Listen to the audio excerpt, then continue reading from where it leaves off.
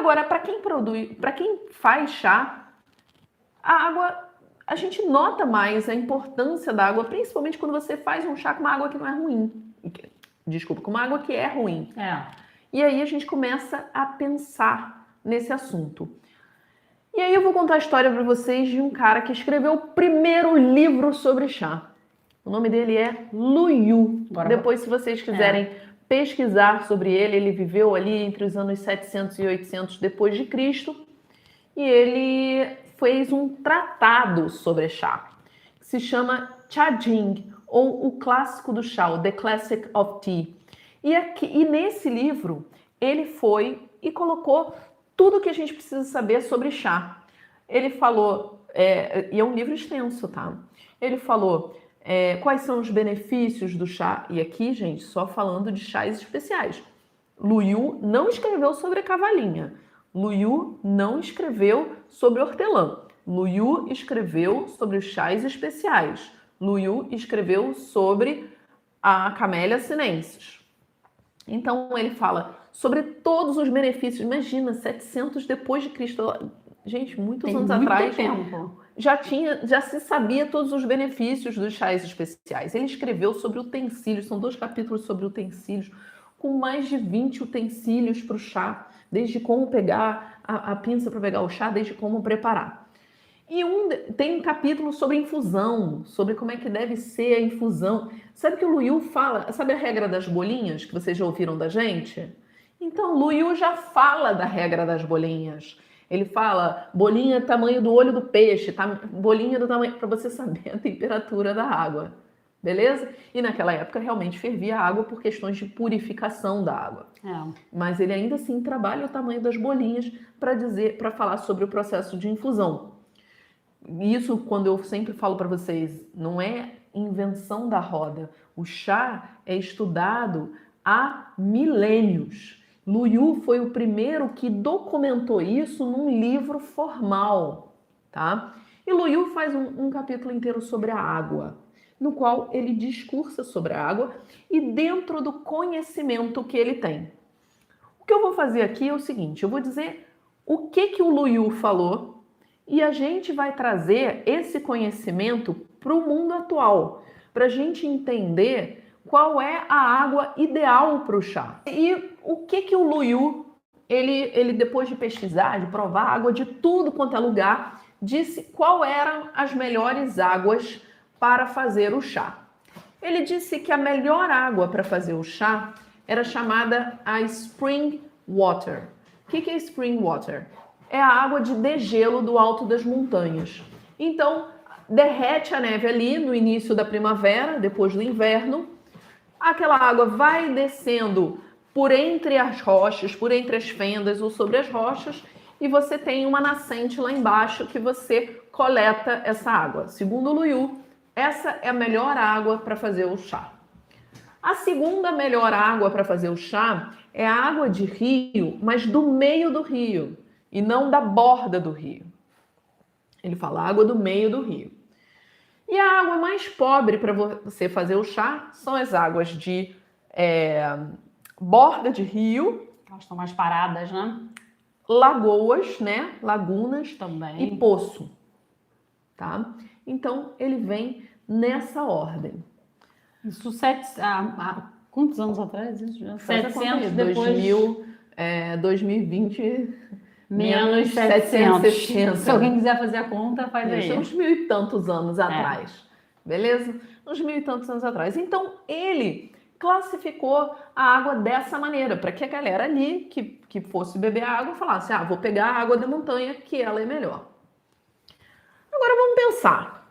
Vamos lá no dia de hoje. Aqui no Rio de Janeiro, a água do Boandu. Eu não tenho água do degelo da montanha. Não. Pode ser que alguém aí tenha, na Argentina tem. Inclusive, é maravilhosa a água da Argentina, que é água de degelo. Mas é de degelo, mas tem umas que são pesadas pra caramba, água mineral, inclusive, também. Então, como é que a gente traz o conhecimento do Lu Yu para os dias de hoje, para a gente entender... Para o mundo moderno. Para o mundo moderno, como tem que ser a nossa água. E aqui vem uma coisa interessante, né? Principalmente a gente ocidental espertão, que eu falo. A gente é espertão. O que a gente fez? A gente foi lá e testou a água, mediu a água. A galera que estuda chá começou a medir a água disso, água daquilo, o que tem que ter, o que não tem que ter, nanana. E a gente chegou a alguns parâmetros para entender a água. E aí eu vou entrar com vocês com 2 conceitos, tá? Importantes da água. Primeiro conceito, pH.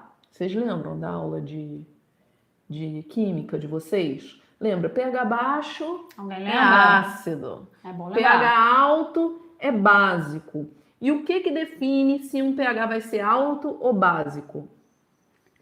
Aulinha de química, vamos lá. Quem lembra? O que você tem dissolvido ali naquela água, né? O pH neutro é o pH 7. Qual é o pH ideal para o chá? Todo mundo que estuda chá e que já mediu o pH da água do chá, entre 7 e 8. Mas tem outro conceito que é muito importante. Todos esses conceitos estão interligados, que a gente chama de total de sólidos dissolvidos. A água tem vários elementos que estão dissolvidos nela.